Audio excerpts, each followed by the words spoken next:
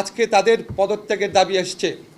শিক্ষার্থীদের অরিজিনাল যে দাবি ছিল 9 দফা, যেটা আমরা বিশ্বাস করি জোর করে চেঞ্জ করে দেওয়া হয়েছে, সেখানে দাবি ছিল যে দায়ী মন্ত্রীদের পদত্যাগ। 24 ঘন্টা সময় দিচ্ছি।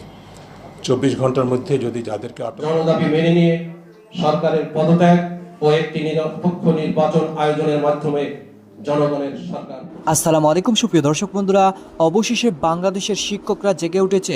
দর্শক বন্ধুরা, এবার সরকারের এমন অত্যাচারকে কেন্দ্র করে বাংলাদেশের সকল সাধারণ মানুষের সাথে এবং শিক্ষার্থীদের সাথে এবার জেগে উঠেছে ঢাকা বিশ্ববিদ্যালয়ের শিক্ষক এবং সেই সাথে অনেক শিক্ষকরা। দর্শক বন্ধুরা, এবার শেষ পর্যন্ত সরকারকে 24 ঘন্টার আলটিমেটাম দিয়েছে এবং সেই সাথে সরকারের এই সকল কর্মকাণ্ডগুলোকে কেন্দ্র করে এবার কঠিন হুঁশিয়ারি দিয়েছে। দর্শক বন্ধুরা, তবে কি শেষ পর্যন্ত 24 ঘন্টার মধ্যে এই সকল দাবিগুলো না মানলে কঠিন পদক্ষেপ নিতে চলেছে তারা? তো দর্শক বন্ধুরা, চলুন আমরা সেই সকল কথাগুলো শুনে নেই এবং সেই সাথে আসিফ নজরুল স্যার বেশ কিছু চমৎকার কথা বলেছেন। তো দর্শক বন্ধুরা, চলুন আমরা পুরো ভিডিও দেখে নেই। অবশ্যই ধৈর্য সহকারে পুরো ভিডিও দেখবেন, তাহলে এই সকল বিষয়গুলি পরিপূর্ণ বুঝতে পারবেন। বর্তমান সরকারে বঙ্গবন্ধুর উত্তরসূরিরা আপনাদের সরকারের কর্মকাণ্ড দেখে মনে হয় আপনাদের বুকের মধ্যে এই প্রত্যয় জন্ম নিয়েছে যে রক্ত যখন নিয়েছি আরও রক্ত নিব, বাংলাদেশের ভিন্ন মতকারীদের নিশ্চিহ্ন করে ছাড়বো ইনশাল্লাহ। আমার সাথে এই কোটা আন্দোলনের যে ইস্যু, সেটার সাথে কোনো সম্পর্ক নাই, বিকজ আমার আর কোনো চাকরি দরকার নাই। আমার সন্তানদের সাথে এই আন্দোলনের সম্পর্ক নাই, তারা এখন অনেক ছোট, তারা এই আন্দোলনে যায় নাই। কিন্তু আমিও প্রতি রাতে ঘুমাতে পারি না। কালকে ফোন এসেছে বেসরকারি বিশ্ববিদ্যালয়ের ছেলেমেয়েদেরকে ভাটারা থানায় ধরে নেওয়া হয়েছে, অত্যাচার করা হয়েছে। কালকেই ফোন এসেছে বাংলা বিভাগের একজন ছাত্রকে ধরে নিয়ে যাওয়া হয়েছে। কালকেই ফোন এসেছে একটা জায়গায় ব্লক রেড করা হচ্ছে, কথা শুনতে পাচ্ছিলাম না। এর আগে শুনেছি আমরা বিভিন্ন জায়গাতে কারফিউ জারি করে চারদিকে ঘিরে ধরে হেলিকপ্টারের আলো ফেলে বাংলাদেশের ছাত্র তরুণ কিশোরদেরকে গণগ্রেফতার করা হচ্ছে। গায়ে দেখা হচ্ছে আঘাতের চিহ্ন আছে নাকি, আঘাতের চিহ্ন মানে হচ্ছে সে আন্দোলনে ছিল, তারপর গ্রেফতার করা হচ্ছে। আমি ঘুমাতে পারি না যখন আমি শহীদ মুগ্ধর গল্প পড়ি। যেই ছেলেটা আন্দোলনে গিয়েছিল বিস্কিট আর পানি দেওয়ার জন্য, সবাইকে বলছিল পানি লাগবে কি না, এরকম একটা ছেলেকে মাথায় গুলি করে হত্যা করা হয়েছে। আমি ঘুমাতে পারি না যখন দেখি একটা ছেলে, সে টিয়ার গ্যাস ঢুকছে বাসার মধ্যে, সেটা বন্ধ করতে গেছে, 11 বছরের ছেলে, তাকে মাথায় গুলি করে হত্যা করা হয়েছে। 6 বছরের একটা মেয়ে রিয়া মারা গেছে। 4 বছরের একটা শিশু বারান্দায় মারা গেছে, বারান্দায়, ছাদে, ঘরের ভিতরে শিশু কিশোরদের হত্যা করা হয়েছে। আজকে আমরা শুনতে পাচ্ছি যে 267 মারা গেছে। একটা বর্ণ আপনাদের বাড়িয়ে বলছি না। কালকে একটা জিনিস কিনতে গিয়েছিলাম একটা দোকানে, বলছে স্যার হাজার হাজার লোক মারা গেছে, আমরা বিশ্বাস করি, আমরা এই সরকারকে বিশ্বাস করি না।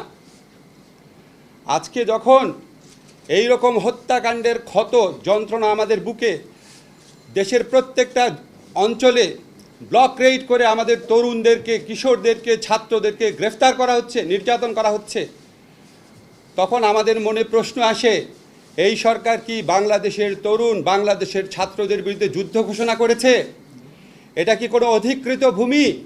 এটা কি গাজা স্ট্রিপ? এটা কি কাশ্মীর? এই দেশে যে পুলিশের ইউনিফর্ম পরা লোক দেখি, এরা কি ভিনদেশি বাহিনী? এরা কি আমাদের ট্যাক্সের বিনিময়ে চলে না? এরা কি আমাদের অর্থে লালিত না? এই অস্ত্র কি আমাদের অর্থে কেনা না? আজকে আমরা গান শুনেছি মুক্তিযুদ্ধের সময়, একটি ফুলকে বাঁচাবো বলে যুদ্ধ করি। আজকে 6টা বাচ্চার ছবি যখন, শিশু বাচ্চার ছবি যখন বিভিন্ন জায়গায় ফেসবুকে দেওয়া হয়, 6টা ফুল ঝরে গেছে। বর্তমান সরকারে যারা আছেন, নাম নিচ্ছি না আপনাদের বুকের মধ্যে তো কোনো ক্রন্দন দেখি না, আপনাদের মধ্যে তো কোনো কষ্ট দেখি না। সারাক্ষণ স্থাপনার জন্য কষ্ট। এটা তো আমাদের টাকায় করা, আমরা কষ্ট পাবো, আমরা যন্ত্রণায় ভুগবো। আপনার তো মেট্রো রেলে চলতে হয় না, আপনারা তো রাস্তায় যাওয়ার সময় সমস্ত মানুষকে আটকে রাখেন বেআইনিভাবে।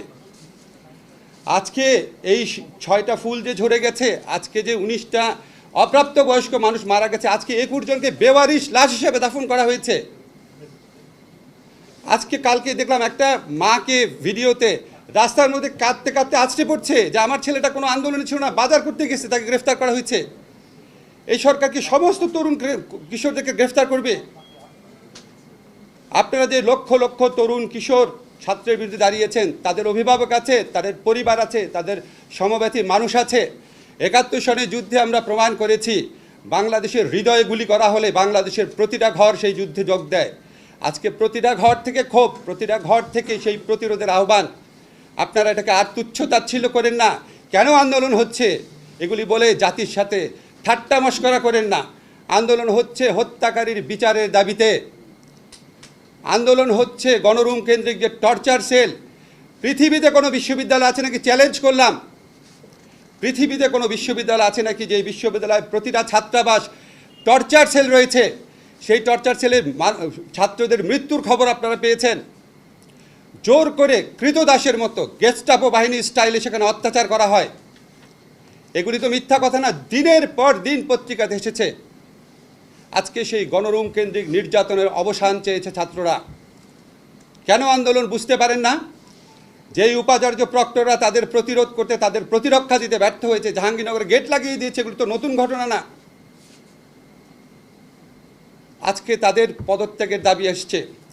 শিক্ষার্থীদের অরিজিনাল যে দাবি ছিল 9 দফা, যেটা আমরা বিশ্বাস করি জোর করে চেঞ্জ করে দেওয়া হয়েছে, সেখানে দাবি ছিল যে দায়ী মন্ত্রীদের পদত্যাগ।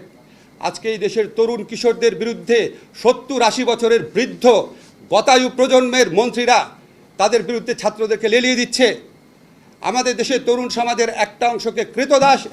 6 আন্দোলনকে কেন্দ্র করে গুরুত্বপূর্ণ রাষ্ট্রীয় স্থাপনা ও সম্পদের ব্যাপক ক্ষতি সাধনের ঘটনা জাতিসংঘের তত্ত্বাবধানে নিরপেক্ষ ও নির্মোহ তদন্ত সাপেক্ষে প্রকৃত দোষীদের চিহ্নিত করে বিচারের আওতায় আনা। 7 বৈষম্য বিরোধী ছাত্র আন্দোলনের সমন্বয়কারীদের ডিবি হেফাজত থেকে পরিবারের কাছে হস্তান্তর ও গ্রেপ্তারকৃত সকল শিক্ষার্থীর অবিলম্বে মুক্তি প্রদান। 8 শিক্ষার্থীদের বিরুদ্ধে দায়েরকৃত সকল মামলা প্রত্যাহার ও তাদেরকে গ্রেপ্তার ও হয়রানি না করা। 9 বৈষম্য বিরোধী ছাত্র আন্দোলনের সর্বশেষ 8 দফা দ্রুত বাস্তবায়ন করে সংকট সমাধান করা।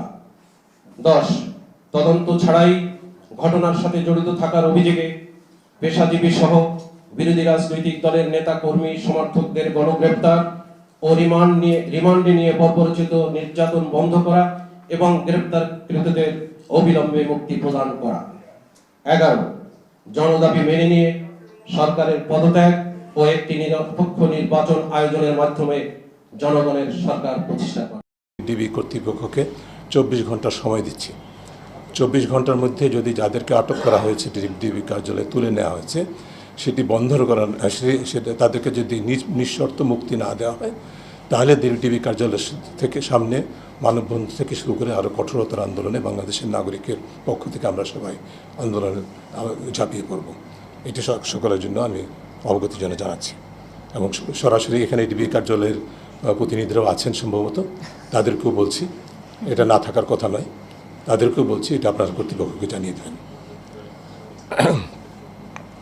কিন্তু একটি কথা আমি বলতে চাচ্ছিলাম, তার মধ্যে প্রথম যে বিষয়টি সেটা হচ্ছে যে সরকার ভুলে গেছে, কর্তৃপক্ষ ভুলে গেছে যে মানুষের বাক স্বাধীনতা, মত প্রকাশের স্বাধীনতা, মানুষের অধিকার ভিত্তিক আন্দোলনের যে স্বাধীনতা, বৈষম্য বিরোধী আন্দোলনের যে স্বাধীনতা, সেটি সাংবিধানিক অধিকার, এটি কোনো অপরাধ নয়।